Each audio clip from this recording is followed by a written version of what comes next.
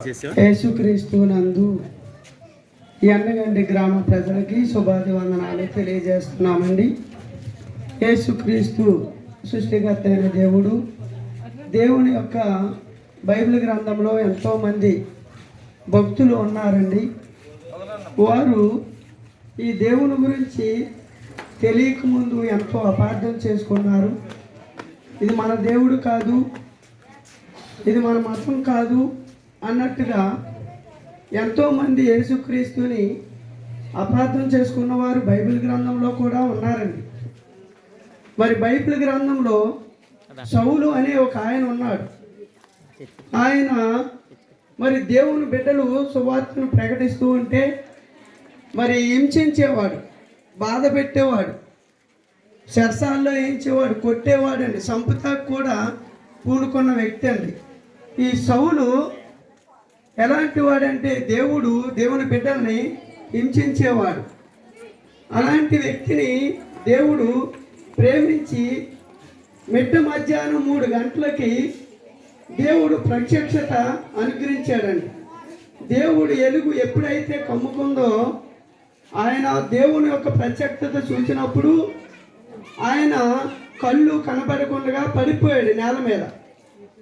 అప్పుడు దేవుని ప్రజల్ని హింసించడానికి, శరసాల్లో వేయటానికి ఈ సౌలు అనే వ్యక్తి ప్రయాణమై వెళ్తున్నాడండి దమస్కు. కాబట్టి దేవుడు ప్రత్యక్షమైనప్పుడు ఆయన కళ్ళు కనిపించల్లా.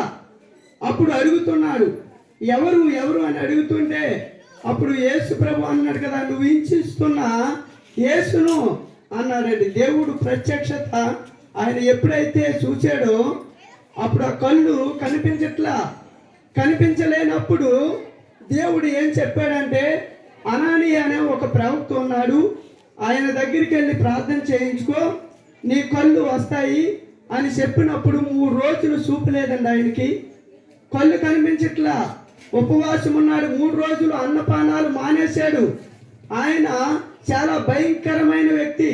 దేవుడు యేసు ప్రభు దేవుడు అంటే ప్రతి ఒక్కరిని హింసించేవాడు, బాధ పెట్టేవాడు. కాబట్టి అలాంటి వ్యక్తిని దేవుడు దర్శించాడండి. దర్శించినప్పుడు పశ్చాత్తాపడ్డాడు. 3 రోజులు ఉపవాసం ఉన్నాడు. అయ్యో కళ్ళు కనిపించలేదే, నేను ఈయన దేవుడు కాదనుకున్నాను, మతం అనుకున్నాను, ఆయన బిడ్డలను హింసించాను, బాధ పెట్టాను అని ఉపవాసం ఉండి 3 రోజులు అన్నపానాలు మానేసి ఏడుస్తూ మొదలు పెట్టాడండి. ఒక ప్రవక్త దగ్గరికి వెళ్ళినప్పుడు దేవుడు ఆయనతో చెప్పినప్పుడు ప్రార్థన చేస్తే ఆయన కళ్ళు మళ్ళీ వచ్చినాయని చూపు పొందాడు. అప్పుడు ఆయన మారాడు. ఆయన మారి యేసుక్రీస్తుని గురించి సువార్తను ప్రకటించడం మొదలు పెట్టాడండి. ఈయనే దేవుడు సృష్టికర్త ఆయన దేవుడని ప్రకటించడం మొదలు పెట్టాడు. ఆయన జీవితం ఎంతగా మార్పు చెందాడంటే, ఇంకా బ్రతుకుతే క్రీస్తు కొరకు, సావైతే నాకు మేలు, ఎందుకంటే నేను దేవుని తెలుసుకున్నాను అని అంతగా దేవుళ్ళు మార్పు చెందాడండి.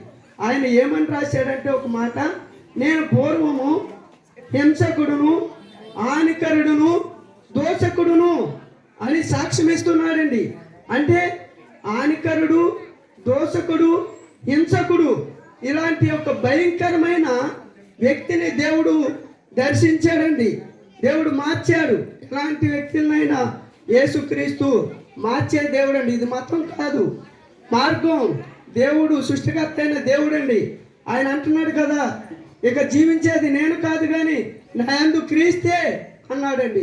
యేసుక్రీస్తు గురించి ఆయన ఎంతో సువార్తను ప్రకటించాడు, ఎంతో మందికి సాక్ష్యం ఇచ్చాడండి. మేము కూడా ఒకప్పుడు మేమందరం యేసుక్రీస్తుని ఎరగక ముందు హానికరులము, దోషకులము, భయంకరమైన వ్యక్తులమే.